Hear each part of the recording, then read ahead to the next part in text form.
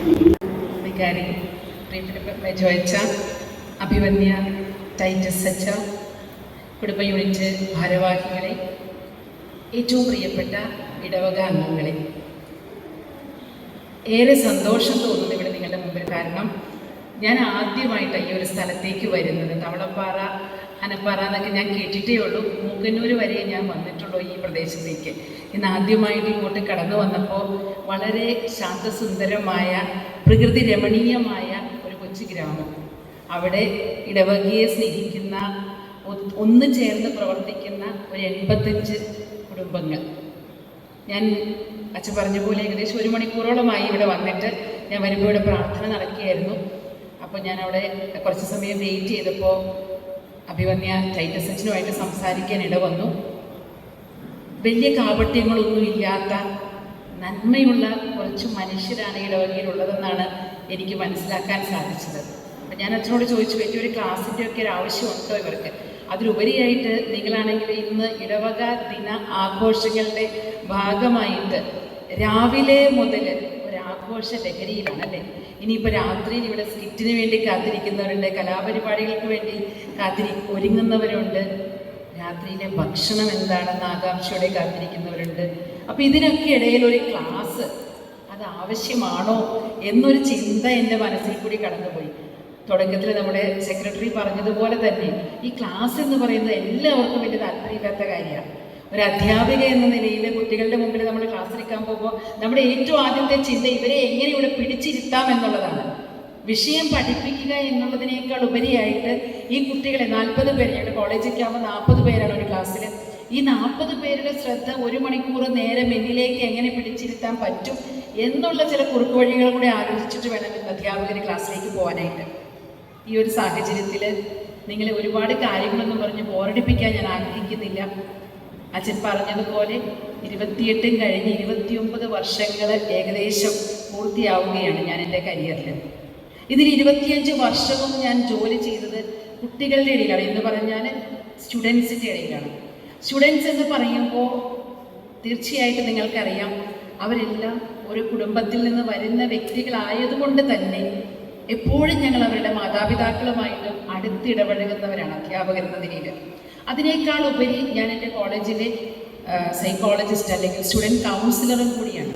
അപ്പോൾ ഒരുപാട് കുട്ടികളുടെ പ്രശ്നങ്ങളിൽ കൂടി കടന്നു പോകുന്ന ഒരു അധ്യാപിക എന്ന നിലയിൽ അല്ലെങ്കിൽ ഒരു കൗൺസിലർ എന്ന നിലയിൽ കുറേ അധികം അനുഭവങ്ങളുടെ വെളിച്ചത്തിൽ നിങ്ങളോട് സംസാരിക്കാനാണ് ഞാൻ ആഗ്രഹിക്കുന്നത്. ടൈറ്റസ് അച്ഛൻ എന്നോട് പറയുകയായിരുന്നു, ഈ സോഷ്യൽ മീഡിയയുടെ ഒക്കെ ഒരു സ്വാധീനമാണ് മാഡം ഇന്നത്തെ ഏറ്റവും വലിയ പ്രശ്നം. തീർച്ചയായിട്ടും അങ്ങനെ തന്നെയാണ്. ഈ കഴിഞ്ഞ ആഴ്ച ഞാൻ അച്ഛൻ പറഞ്ഞല്ലോ, എൻ്റെ കൈക്കൊരു ചെറിയ സർജറി കഴിഞ്ഞിട്ട് അതിൻ്റെ സ്റ്റിച്ച് എടുത്തിട്ടില്ല. സത്യത്തിൽ ഈ വ്യാഴാഴ്ച സ്റ്റിച്ച് എടുക്കും. അപ്പോൾ ഇതിനിടയിലാണ് ഞാനൊരു കയ്യിലൊരു കെട്ടൊക്കെ ആയിട്ട് നിങ്ങളുടെ അടുത്തേക്ക് വരാൻ തീരുമാനിച്ചത്. അച്ഛൻ പറഞ്ഞു, മാഡത്തിന് അസൗകര്യമില്ല, ഞങ്ങൾക്ക് ഒരു അസൗകര്യം ഇല്ല എന്ന് പറഞ്ഞു. എനിക്ക് ആകെ കൂടി ഒരു വിഷമമുണ്ട്. ഞാൻ സാധാരണ ഇങ്ങനെ മൈക്കിൻ്റെ മുമ്പിൽ ഇങ്ങനെ ഒരു പീഠത്തിൽ നിന്ന് സംസാരിക്കാത്ത ആളാണ്. ഒരു കോർഡ്ലെസ് മൈക്ക് കിട്ടിയാൽ അതുമായിട്ട് നിങ്ങളുടെ ഇടയിൽ നടന്ന് സംസാരിക്കാൻ ഇഷ്ടപ്പെടുന്ന ഒരു വ്യക്തിയാണ്. ഇന്ന് അതിന് പറ്റാത്തതിൻ്റെ ഒരു വിഷമം മാത്രമേ ഉള്ളൂ. കാരണം ഈ ഒരു കൈ കൊണ്ട് അത്ര എളുപ്പമല്ല. അപ്പോൾ ഈ ഒരു അവസ്ഥയിൽ ഞാനിപ്പോൾ കോളേജിലിപ്പോൾ വെക്കേഷനാണ്, നാളെ കോളേജ് തുറക്കും. അപ്പോൾ ഞാൻ തുടക്കത്തിൽ ഒരു 1-2 ആഴ്ച ലീവാണ്. കാരണം ഡ്രൈവ് ചെയ്ത് പോകാനും ഒക്കെ ബുദ്ധിമുട്ടായതുകൊണ്ട്. അപ്പം ഞാൻ എൻ്റെ സ്വന്തം ഓഫീസുണ്ട്, അവിടെ ഞാൻ വെക്കേഷനിലൊക്കെ കൗൺസിലിങ്ങിൽ ഇരിക്കുന്നുണ്ടായിരുന്നു. പക്ഷെ കഴിഞ്ഞ കുറച്ച് ദിവസങ്ങളായിട്ട് ഈ സർജറി കഴിഞ്ഞതിന് ശേഷം ഞാൻ പോയിട്ടില്ല. അപ്പോൾ വളരെ അത്യാവശ്യമായിട്ട് ഒരമ്മ എവിടുന്നോ നമ്പറൊക്കെ എടുത്ത് എന്നെ വിളിച്ചിരിക്കുകയാണ്. ഡിഗ്രിക്ക് പഠിക്കുന്ന മകള്, അതും അവൾ BCom പഠിക്കുന്നു. BComൻ്റെ ഒപ്പം പഠിക്കാൻ അവൾ നല്ല മിടുക്കിയായതുകൊണ്ട് ACCA കോഴ്സ് കേട്ടിട്ടുണ്ടാവും ഇല്ലേ? ചാർട്ടേഡ് അക്കൗണ്ടൻ്റ് ആവാൻ വേണ്ടിയിട്ട് കുട്ടികൾ പഠിക്കുന്ന ഒരു കോഴ്സ്. ഇപ്പോൾ എല്ലാം ഒരു ട്രെൻഡാണത്. BCom വിത്ത് കൊമേഴ്സ് സ്ട്രീമിലേക്ക് പോവുക, BCom വിത്ത് ACCA പഠിക്കുക. ഒരുപാട് കുട്ടികളുടെ ഒരു പ്രതീക്ഷയാണത്. നല്ല ശമ്പളം കിട്ടും, നല്ല മാന്യമായൊരു ജോലി എന്നൊരു രീതിയിൽ ഒരുപാട് പേര് ആ ഒരു ഫീൽഡിലേക്ക് പോകാൻ ആഗ്രഹിക്കുന്നുണ്ട്. അപ്പോൾ നമ്മുടെ ദൂരെയൊന്നുമല്ല, തൃശ്ശൂരെ ഒരു സ്ഥാപനത്തിൽ ACCA പഠിപ്പിക്കാൻ വേണ്ടി ഇവളെ വിട്ടു. പക്ഷേ മിടുക്കിയായ ഈ കുട്ടി ഏകദേശം 90% മുകളിൽ +2 മാർക്ക് വാങ്ങിച്ചത് കൊണ്ടാണ് BCom വിത്ത് ACCA എന്ന കോഴ്സിന് ഇവിടെ ചേർക്കാൻ പേരൻസ് തീരുമാനിച്ചത്. പക്ഷെ അമ്മ എന്നെ വിളിക്കുമ്പോൾ ഇന്നത്തെ പിള്ളേരുടെ ഭാഷയെ പറഞ്ഞാൽ അമ്മ കട്ടക്കലിപ്പിലാണ്. ഇനി ഞാൻ അവളെ വീടിൻ്റെ പുറത്തിറക്കില്ല എന്നാണ് അമ്മ എന്നോട് ആദ്യമേ പറഞ്ഞത്. ഞാൻ ചോദിച്ചു, സംഭവം എന്താണെന്ന് പറയാമോ? ഇങ്ങനെ വീട്ടിൽ നിന്ന് പുറത്തിറക്കില്ല, മുറിയിലിട്ട് പൂട്ടിയിരിക്കുകയാണ്, മൊബൈൽ വാങ്ങിച്ചു വെച്ചിരിക്കുകയാണ്. എന്നൊക്കെ പറഞ്ഞപ്പോൾ കാര്യങ്ങൾ എന്താണെന്ന് അറിയാൻ എനിക്കും ഒരു ആകാംക്ഷയായി. ഇത്രയും മിടുക്കിയായ ഒരു കുട്ടിയെ ഇനി പഠിപ്പിക്കില്ല എന്നൊക്കെ അമ്മ പറയുന്നുണ്ടെങ്കിൽ അപ്പോഴാണ് കാര്യം പറഞ്ഞത്. ഒന്നുമല്ല ടീച്ചറെ, അവളെ തൃശ്ശൂർ പഠിപ്പിക്കാൻ വിട്ടു, അവൾ പഠിച്ച് മിടുക്കിയായി കാണാൻ ആഗ്രഹിച്ചു. പക്ഷെ അവളിപ്പം ഒരു റിലേഷൻഷിപ്പിൽ ചെന്ന് പെട്ടേക്കാണ്. റിലേഷൻഷിപ്പ് എന്ന് പറഞ്ഞാൽ ഇവള് ചാർട്ടേഡ് അക്കൗണ്ടൻ്റ് ആയി കാണുന്നത് സ്വപ്നം കണ്ടിരിക്കുന്ന പ്രിയ മാതാപിതാക്കൾക്ക് അതൊരു ഷോക്കായിരുന്നു. ഇവളെ സംബന്ധിച്ച് ഭയങ്കര എക്സൈറ്റ്മെൻറ്റിലാണ്. അപ്പം ഞാൻ ചോദിച്ചു, കുട്ടിക്കൊന്ന് കൊടുക്കാമോ ഫോൺ? അപ്പം ഞാൻ ആ മോളോട് സംസാരിച്ചു. അപ്പോൾ അവൾ പറഞ്ഞു, അമ്മ ഇവിടെ ഇരുന്നാൽ ഞാൻ ഒരു കാര്യം പറയില്ല. അമ്മയും മോളും തമ്മിലുള്ള ആ ദേഷ്യത്തിൻ്റെ എല്ലാ ഭാവവും ആ രണ്ടുപേരുടെ സംസാരത്തിൽ നമുക്ക് വ്യക്തമാണ്. ഞാൻ വീഡിയോ കോളിലാണ് കേട്ടോ അവരോട് സംസാരിക്കുന്നത്. കാരണം നേരിട്ട് കാണാൻ പറ്റുന്ന ഒരു സാഹചര്യം അല്ലാത്തതുകൊണ്ട് ഓൺലൈൻ കൗൺസിലിംഗ് ആണ്. ഞാൻ അങ്ങനെ സാധാരണ ചെയ്യാറില്ല, ഇങ്ങനെയുള്ള അത്യാവശ്യ ഘട്ടങ്ങളിൽ മാത്രം. അപ്പോൾ അമ്മയോട് ഞാൻ പറഞ്ഞു, കുറച്ച് സമയം ഞാൻ അവളോട് പേഴ്സണലി സംസാരിക്കട്ടെ. അപ്പോൾ ഇവിടെ പറഞ്ഞ കാര്യം ഇതാണ്. അമ്മ പുറത്തേക്ക് പോയി ഇവിടെ റൂമിൻ്റെ കഥ കടച്ചിട്ട് എന്നോട് സംസാരിച്ചു. അപ്പോൾ ഇവിടെ പറയുന്നു, ഞാൻ ഇൻസ്റ്റഗ്രാം വഴി പരിചയപ്പെട്ടതാണ്, എനിക്ക് അവനെ ഭയങ്കര ഇഷ്ടമാണ്, അവൻ എന്നെ ചതിക്കില്ല എന്ന് എനിക്ക് വിശ്വാസമാണ്. ചേച്ചി, മോളെ നിനക്ക് എത്ര നാളായിട്ട് അറിയാം? 6 മാസമായിട്ട് അറിയാം ടീച്ചറെ. ഞാൻ ചോദിച്ചു, 6 മാസം എന്നത് ഒരു വലിയ കാലമൊന്നും ആയിട്ട് തോന്നുന്നില്ല. നീ ഇതിനിടയ്ക്ക് എത്ര പ്രാവശ്യം നിങ്ങൾ തമ്മിൽ ഞങ്ങൾ ഒരു പ്രാവശ്യം നേരിട്ട് കണ്ടിട്ടുള്ളൂ. അപ്പം അങ്ങനെ ഒരാളുണ്ട്. പല ഇൻസ്റ്റാഗ്രാം കഥകൾ നിങ്ങൾ കേട്ടിട്ടുണ്ടല്ലോ അല്ലേ? 18 വയസ്സെന്നും 28 വയസ്സെന്നും പറഞ്ഞിട്ട് ആളെ നേരിട്ട് കാണുമ്പം 58 വയസ്സോ 68 വയസ്സൊക്കെ ഉള്ള ആളുകളായിരിക്കും. അങ്ങേ തിരക്കിൽ ഇത്രയും നാളും ചാറ്റ് ചെയ്തുകൊണ്ടിരുന്നതും സ്നേഹം നടിച്ചിരുന്നു. അപ്പോൾ അവരെന്നെ കേട്ടു, എനിക്ക് ഉറപ്പാണ്. പക്ഷേ ഈ ഒരു കുടുംബ പശ്ചാത്തലം കേട്ടതുകൊണ്ട് എനിക്ക് മനസ്സിലായി, ഈ അപ്പനും അമ്മയ്ക്കും അത്യാവശ്യം നല്ല സാമ്പത്തിക ഭദ്രതയുള്ളൊരു ഫാമിലിയാണ്. ഇവൾ ഈ സ്നേഹിക്കുന്ന പയ്യൻ്റെ വീട്ടിൽ അമ്മ കൂലിപ്പണിക്ക് പോകുന്നു. അതൊരു കുറവായിട്ടല്ല ഞാൻ പറയുന്നത്. പക്ഷെ ഇവർ നോക്കുമ്പോൾ ഈ പേരൻസിൻ്റെ കാഴ്ചപ്പാടിൽ ഒട്ടും ഇവരുടെ കുടുംബത്തിന് യോജിച്ചൊരു ബന്ധമല്ല. അതുകൊണ്ടാണ് അമ്മ പറഞ്ഞത്, ഇവളിതിൽ നിന്ന് ഒഴിഞ്ഞ് മാറിയില്ലെങ്കിൽ ഞാൻ ഇവളുടെ കോളേജിലെ പഠിത്തം വരെ അവസാനിപ്പിക്കുമെന്ന്. ഇവള് ചോദിക്കുന്നു, എൻ്റെ അപ്പനോ അമ്മയോ ഇതൊന്നും അന്വേഷിക്കാതെയല്ലേ ഇതിനൊരു തീരുമാനമെടുത്ത് എൻ്റെ പഠനം നിർത്തുമെന്ന് പറയുന്നത്. ഭയങ്കര വാശിയിലാണ്. അവസാനം ഞാൻ ഒരു മണിക്കൂറോടോട് സംസാരിക്കേണ്ടി വന്നു. കുറച്ചൊന്നയഞ്ഞു. അവൾ പറഞ്ഞു, ഞാൻ അങ്ങോട്ടൊരു ചോദ്യം ചോദിച്ചു, മോളെ, ഞാൻ നിൻ്റെ പേരൻസിനോട് ഇവനെപ്പറ്റി അന്വേഷിക്കാൻ പറയും. ഇവൻ്റെ നാടെന്ന് പറഞ്ഞാൽ കോഴിക്കോടാണ് കേട്ടോ. അപ്പോൾ അതുകൊണ്ട് തന്നെ പേരൻസ് ഇത്രയും ദൂരേക്കെന്ന് പറയുമ്പോൾ ഭയങ്കര ടെൻഷൻ. ഞാൻ പറഞ്ഞു, അവരോട് ഞാൻ അന്വേഷിക്കാൻ പറയാം. അന്വേഷിച്ചിട്ട് നിൻ്റെ കുടുംബത്തിന് ചേരുന്ന നിനക്ക് ചേരാത്തൊരു ബന്ധമാണെന്ന് അവർക്ക് ബോധ്യപ്പെട്ടാൽ അവർ പറയുന്നത് അനുസരിക്കാൻ നീ തയ്യാറാണ്. 1 മണിക്കൂർ കൗൺസിലിംഗ് കഴിഞ്ഞിട്ടാണ് കേട്ടോ. തുടക്കത്തിൽ ഇവിടെ ഇവനെ അല്ലാതെ ഞാൻ വേറെ ആരെയും കിട്ടില്ല എന്ന് പറഞ്ഞിരുന്ന കുട്ടിയോട് ഞാൻ 1 മണിക്കൂറോളം പപ്പയും അമ്മയും വേണ്ട എന്ന് പറഞ്ഞാൽ ഞാൻ മാറിക്കോളാം. അപ്പോൾ ഇപ്പോൾ അവർ തമ്മിലൊരു തീരുമാനം. ഞാൻ അമ്മേനെ വിളിച്ചു, അമ്മയോട് സംസാരിച്ചു. അമ്മ പറഞ്ഞു, ഞങ്ങളൊന്ന് അന്വേഷിക്കാൻ വേണം. ഇതാണ് കേട്ട അറിവ്. ഇനി എന്താണ് നാട്ടിൽ ചെന്ന് ഞങ്ങളൊന്ന് അന്വേഷിക്കട്ടെ. എന്നിട്ട് ഞാൻ അവർക്കൊരു ടൈം പീരീഡ് കൊടുത്തേക്കാം, 2 വീക്സ്. ഞാനിതെന്തിനാ നീ അടുത്ത ആഴ്ച അവരെ വീണ്ടും ഞാൻ കാണുന്നത്, ഞാൻ എന്തിനാ ഈ ഒരു സംഭവം ആമുഖമായിട്ട് നിങ്ങളോട് പറഞ്ഞതെന്ന് ചോദിച്ചാൽ, ഇന്നത്തെ തലമുറ ഫേസ് ചെയ്യുന്ന പല പ്രശ്നങ്ങളിൽ പെട്ട ഒരു പ്രശ്നമാണ്. ടൈറ്റസ് അച്ഛൻ പറയായിരുന്നു, പണ്ടൊന്നും ഇത്രയും സാമ്പത്തിക ഭദ്രതയില്ലാത്തത് കൊണ്ട്. ശരിയാ, എൻ്റെയൊക്കെ ചെറുപ്പത്തിൽ എൻ്റെ മാതാപിതാക്കളൊക്കെ അധ്യാപകരൊക്കെ എങ്കിൽ പോലും വളരെ ചെലവ് ചുരുക്കിയ ഒരു കുടുംബാന്തരീക്ഷമായിരുന്നു. ഇവിടെ ഇരിക്കുന്ന 40കളിലും 50കളിലും അതിന് മുകളിലേക്കുള്ളവർ ഓരോരുത്തരും ആലോചിച്ചാലും നമുക്കറിയാം, നമ്മുടെ ചെറുപ്പകാലത്തൊന്നും ഇത്രയേറെ സൗകര്യങ്ങളുടെ നടുക്കല്ല നമ്മൾ ജീവിച്ചിരിക്കുന്നത്. വളരെ ചുരുങ്ങിയ സൗകര്യങ്ങളിൽ മാതാപിതാക്കൾ പറഞ്ഞതനുസരിച്ച് ഇതുപോലെ സോഷ്യൽ മീഡിയയോ അല്ലെങ്കിൽ ഫോണോ കാര്യങ്ങളോ ഒന്നും നമുക്കില്ല. TV പോലും ഇല്ലാത്തൊരു കാലഘട്ടത്തിൽ നമുക്ക് കമ്മ്യൂണിക്കേഷനൊന്നും ഇത്രയും നടക്കില്ല. വീട്ടിൽ അപ്പനും അമ്മയും ഒന്നിച്ചിരുന്ന് വൈകുന്നേരം സന്ധ്യാപ്രാർത്ഥനയൊക്കെ കഴിഞ്ഞ് കുറച്ച് നേരം വർത്താനമൊക്കെ പറഞ്ഞ് അത്താഴമൊക്കെ കുടിച്ച് പോയി ഒന്നിച്ച് പ്രാർത്ഥിച്ച് ഉറങ്ങുന്ന ഒരു കുടുംബാന്തരീക്ഷങ്ങളിൽ നിന്ന് ഇന്നത്തെ കുടുംബാന്തരീക്ഷങ്ങളിലേക്ക് നമ്മളൊന്ന് ചിന്തിച്ചു നോക്കിക്കേ. ഒരുപക്ഷെ തവളപ്പാറ എന്ന ശാന്തസുന്ദരമായ ഒരു ഗ്രാമത്തിൽ അത്രയേറെ പ്രശ്നങ്ങളൊന്നും ആയിട്ടുണ്ടാവില്ല എന്ന് ഞാൻ വിശ്വസിക്കുകയാണ്. പക്ഷേ ഒരുപാട് ആളുകളെ കാണുന്ന ഒരു കൗൺസിലർ എന്ന നിലയിൽ ഇന്ന് കുടുംബ ബന്ധങ്ങൾ ശിഥിലമായിരിക്കുകയാണ്.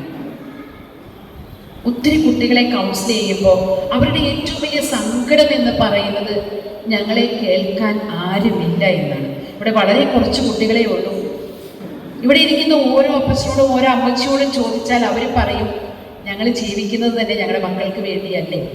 അല്ലേ? തീർച്ചയായിട്ടും അതെ. നമ്മുടെ മക്കൾക്ക് വേണ്ടി, അവരുടെ നല്ലൊരു ഭാവിക്ക് വേണ്ടിയാണ് നമ്മുടെ ഓരോ കഷ്ടപ്പാടും. ഏത് തൊഴിൽ ചെയ്യുന്നവരായാലും അവർ സ്വരുക്കൂട്ടി വയ്ക്കുന്ന ഓരോ പൈസയും ഈ മക്കളുടെ സുരക്ഷിതമായ ഭാവിക്ക് വേണ്ടിയാണ്. അപ്പോൾ അവരുടെ നന്മ അത്രയേറെ ആഗ്രഹിക്കുന്ന മാതാപിതാക്കളാണ് നമ്മൾ ഓരോരുത്തരും. പക്ഷേ ഈ കുട്ടികളോട് സംസാരിക്കുമ്പോൾ അവർ പറയും, എൻ്റെ പപ്പയ്ക്ക് എന്നോട് സ്നേഹമുള്ളതായിട്ട് എനിക്ക് തോന്നിയിട്ടില്ല, എൻ്റെ അമ്മയ്ക്ക് എന്നോട് സംസാരിക്കാൻ സമയമുള്ളതായിട്ട് എനിക്ക് തോന്നിയിട്ടില്ല. ഇതാണ് പലപ്പോഴും കുട്ടികളുടെ പരാതി എന്ന് പറയുന്നത്. ഇത് മാത്രമല്ല, നമ്മളെല്ലാവരും ഫോൺ ഉപയോഗിക്കുന്നവർ തന്നെയാണ്. ഇന്ന് ഒരു സ്മാർട്ട് ഫോൺ കയ്യിലില്ലാത്ത ഒരു വ്യക്തി പോലും ഇല്ല. വളരെ ചുരുക്കം ചിലരുടെ കയ്യിലായിരിക്കും മറ്റേ സാധാരണ ഈ കീപാഡുള്ള കുത്തിവിളിക്കുന്ന ഫോണുള്ളൂ. ബാക്കി എല്ലാവരും സ്മാർട്ട് ഫോൺ ഉപയോഗിക്കുന്നവരാണ്. നമുക്കൊക്കെ വാട്സപ്പ് ഉണ്ടാവും, ഫേസ്ബുക്ക് ഉണ്ടാവും, ഇല്ലേ? അമ്മമാരൊക്കെ വാട്സപ്പും ഫേസ്ബുക്കൊക്കെ ഉപയോഗിക്കുന്നവർ തന്നെയല്ലേ? അപ്പച്ചന്മാരും അതെ. നമ്മൾ വാട്സപ്പും ഫേസ്ബുക്കും ഏറിയാലൊരു യൂട്യൂബും, ഇതിനപ്പുറത്തേക്കൊന്നും ഒരു വലിയ പരിചയം ഇവിടെ ഇരിക്കുന്ന പലർക്കും ഉണ്ടാവാൻ സാധ്യതയില്ല. ഇവിടെ ഇരിക്കുന്ന ആർക്കെങ്കിലും ഇൻസ്റ്റഗ്രാമിൻ്റെ അക്കൗണ്ട് ഉണ്ടോ? മാതാപിതാക്കളോടാണ് ഞാൻ ചോദിക്കുന്നത്. ഇൻസ്റ്റഗ്രാം ഉള്ളവരുണ്ട്, ചുരുക്കം ചിലർക്കൊക്കെ ഉണ്ട്. അമ്മമാരൊക്കെ കേട്ടിട്ടുണ്ടോ ഇൻസ്റ്റഗ്രാം? ഇൻസ്റ്റൻ്റായിട്ട് സുഹൃത്തുക്കളെ സമ്പാദിക്കാനുള്ളൊരു വഴിയാട്ടോ, എളുപ്പത്തിലുള്ളൊരു വഴിയാണ്. അമ്മച്ചി കഷ്ടപ്പെട്ടിരുന്ന് എൻ്റെ വീഡിയോ മൊത്തം പിടിക്കുന്നുണ്ട്. കുഴപ്പമില്ലല്ലോ അല്ലേ? ബുദ്ധിമുട്ടൊന്നും ഇല്ലല്ലോ അല്ലേ? അതിൻ്റെ ആവശ്യമില്ല, നമുക്കിതിൽ കേട്ടിരുന്നാലും മതി. ഈ ഇൻസ്റ്റഗ്രാം എന്ന് പറയുമ്പോൾ ഞാൻ പറയും, ഫേസ് കാണാത്ത കുറേ സുഹൃത്തുക്കളെ സമ്പാദിക്കാൻ ഫേസ്ബുക്ക് ഉപയോഗിക്കുമ്പോൾ ഇൻസ്റ്റൻ്റായിട്ട് കുറച്ച് ഫ്രണ്ട്സിനെ കിട്ടാൻ വേണ്ടിയിട്ട് ഉപയോഗിക്കുന്ന പ്ലാറ്റ്ഫോമാണ് ഇൻസ്റ്റഗ്രാം എന്ന് പറയും. ഫേസ്ബുക്കും ഇൻസ്റ്റഗ്രാമും, നമ്മൾ ഫേസ്ബുക്ക് അക്കൗണ്ട് ഓപ്പൺ ചെയ്യുമ്പോൾ നമുക്കറിയാം 1, 2 ഏറിയാൽ 3 അക്കൗണ്ടുകളെ നമുക്ക് ഓപ്പൺ ചെയ്യാൻ പറ്റും. പക്ഷെ ഇൻസ്റ്റഗ്രാമിൽ അങ്ങനെയല്ല, ഒരുപാട് ID ക്രിയേറ്റ് ചെയ്യാൻ പറ്റും. ഒരു കുട്ടിയെ എൻ്റെ അടുത്ത് കൗൺസിലിങ്ങിന് കൊണ്ടുവന്നൊരു കോളേജിൽ പഠിക്കുന്ന പെൺകുട്ടി, വളരെ എന്താ പറയുക, അന്തർമുഖിയായ ഒരു കുട്ടി, അധികം ആരോട് സംസാരിക്കില്ല. ഇവളുടെ മാതാപിതാക്കളുടെ കണ്ണിൽ ഇവള് വളരെ നല്ലൊരു മോളാണ്. കോളേജ് കഴിഞ്ഞ് വന്നാൽ ഇരുന്ന് പഠിക്കും, എപ്പോഴും പുസ്തകം വായിക്കും, ഫോണിൽ എന്തെങ്കിലും പഠിക്കാനുള്ള കാര്യങ്ങൾ മാത്രമേ നോക്കാറുള്ളൂ എന്നൊക്കെയാണ് മാതാപിതാക്കൾ പറയുന്നത്. അപ്പോൾ പിന്നെ എന്തിനാ ഈ കുട്ടിയെ കൗൺസിലിങ്ങിന് കൊണ്ടുവന്ന് ചോദിച്ചാൽ, ഇവളുടെ സുഹൃത്തുക്കൾ എന്നെ ഫോൺ വിളിച്ച് പറഞ്ഞു, മാഡം ഇവളോടൊന്ന് സംസാരിക്കണം, ഇവൾക്ക് എന്തൊക്കെയോ ചുറ്റിക്കളി ഉണ്ടോ എന്ന് ഞങ്ങൾക്കൊരു സംശയം. നല്ല പഠിക്കുന്ന നല്ല കൂട്ടുകാരാണ്. ഇവൾ പഠിക്കുന്ന കുട്ടിയായതുകൊണ്ട് ഇവളുടെ പഠനം പിന്നോട്ട് പോയപ്പോൾ പേരൻസിനേക്കാൾ മുമ്പ് അത് മനസ്സിലാക്കി കൂട്ടുകാരായിരുന്നു. അങ്ങനെയാണ് അവർ പറഞ്ഞ്, അവരുടെ ടീച്ചറിനോട് പറഞ്ഞിട്ട് ടീച്ചർ പേരൻസിനോട് പറഞ്ഞ് പേരൻസ് എൻ്റെ അടുത്ത് ഈ കുട്ടിയെ കൗൺസിലിങ്ങിന് കൊണ്ടുവന്നത്. ഫോണുണ്ടോ മോൾക്ക്? ഫോണുണ്ട്. ഞങ്ങൾ ദൂരെ ആയതുകൊണ്ട് കോളേജിലേക്ക് പോയപ്പോൾ ഒരു ഫോൺ വാങ്ങിച്ചു കൊടുത്തിട്ടുണ്ട്. അവളത് ഉപയോഗിക്കുന്നുണ്ട്, നമുക്കറിയാം. പക്ഷെ വേറെ അനാവശ്യമായിട്ടുള്ള ഉപയോഗം ഒന്നുമില്ല മാഡം. അമ്മയ്ക്കാണ് കൂടുതൽ കോൺഫിഡൻസ് കുട്ടിയെക്കുറിച്ച്. പക്ഷെ ഇവളുടെ കൂട്ടുകാരനോട് കൃത്യമായിട്ട് പറഞ്ഞതുകൊണ്ട് ഞാൻ വീണ്ടും ചോദിച്ചു, ഇൻസ്റ്റഗ്രാം ഉണ്ട്. അവസാനം ചോദിച്ച് വന്നപ്പോൾ 7 ഇൻസ്റ്റഗ്രാം അക്കൗണ്ടുകളാണ് ഈ കുട്ടിക്കുള്ളത്. 7 എണ്ണം. സാധാരണ 1 എണ്ണം അല്ലെങ്കിൽ 2 എണ്ണം ഉള്ളിടത്ത് 7 അക്കൗണ്ടാണ് ഒരേ സമയത്ത് അവൾ മെയിൻറ്റെയിൻ ചെയ്യുന്നത്. ഈ 7 അക്കൗണ്ട് വഴി ഇവൾ 7 പേരുമായിട്ട് ചാറ്റ് ചെയ്തുകൊണ്ടിരിക്കുകയാണ്, 7 ആൺകുട്ടികളുമായിട്ട്. ഇതാണ് ഇവളുടെ കൂട്ടുകാർ കണ്ടുപിടിച്ച് എൻ്റെ അടുത്തേക്ക് കൗൺസിലിങ്ങിന് വിടാൻ കാരണം. അമ്മയ്ക്കൊരു ഷോക്കായിരുന്നു. അച്ഛൻ ഇവിടെ അടിക്കാൻ കൈയൊക്കെ ഓങ്ങി. എന്തായാലും വളരെ സമാധാനപ്പെടുത്തി ഞാൻ വിട്ടു. അപ്പം ഇവള് പറയുന്ന ഒരു കാര്യം ഇതാണ്, വീട്ടിൽ ചെന്നാൽ അച്ഛനും അമ്മയ്ക്കൊക്കെ തിരക്കാം.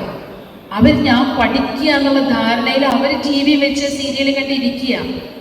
എന്നോട് സംസാരിക്കാൻ ആരുമില്ല. അപ്പം എന്നെ മനസ്സിലാക്കുന്ന സുഹൃത്തുക്കളെ തേടി ഞാൻ പോകുന്നു. അച്ഛൻ നല്ല ചൂടനാന്ന് എനിക്ക് മനസ്സിലായി. ഞാനിത് പറഞ്ഞപ്പോൾ തന്നെ എൻ്റെ മുമ്പിൽ വെച്ച് അടിക്കാൻ കൈയൊക്കെ ഓങ്ങിയപ്പോൾ തന്നെ വീട്ടിലെ ഏകദേശം സാഹചര്യം എന്തായിരിക്കും എന്നെനിക്കൊരു ബോധ്യം കിട്ടി. ഒന്ന് പറഞ്ഞ് 2ാം വാക്കിന് അടിക്കാൻ കൈയോങ്ങുന്ന, അടിക്കുന്ന, ചീത്ത പറയുന്ന, തെറി പറയുന്ന ഒരച്ഛനോട് എനിക്ക് എന്ത് പറയാൻ തോന്നും? അവൾ പറഞ്ഞതൊന്നു തന്നെയാണ്, എന്നെ കേൾക്കാൻ ആരുമില്ല. അമ്മ സംസാരിക്കാൻ തുടങ്ങിയാൽ അത് ഉപദേശം മാത്രം. ഇന്നത്തെ പിള്ളേർക്ക് ഏറ്റവും വേണ്ടാത്തതും അത് തന്നെയാണ്, അല്ലേ? ഉപദേശം സ്വീകാര്യമല്ല. ഒരു കുട്ടിയുടെ പ്രൊഫൈലിൽ അവൾ DP ഇട്ടിരിക്കുന്ന ഉപദേശം സ്വീകാര്യമല്ല. ആർക്കും ഇഷ്ടമല്ല. അതിപ്പോൾ എൻ്റെ മക്കളായാലും നിങ്ങളുടെ ഓരോരുത്തരുടെ മക്കളായാലും അവർക്ക് ഏറ്റവും ഇഷ്ടമില്ലാത്തൊരു കാര്യമാണ്. പണ്ട് നമ്മളൊക്കെ നമ്മുടെ കാരണവന്മാരെ ഇങ്ങനെ ഉപദേശിക്കുമ്പോൾ ഇച്ചിരിയൊക്കെ ഇഷ്ടപ്പെടുന്നുണ്ടെങ്കിൽ അത് കേട്ടിരിക്കുമായിരുന്നു. ഇന്നത്തെ കുട്ടികൾ അത് കേട്ടിരിക്കില്ല.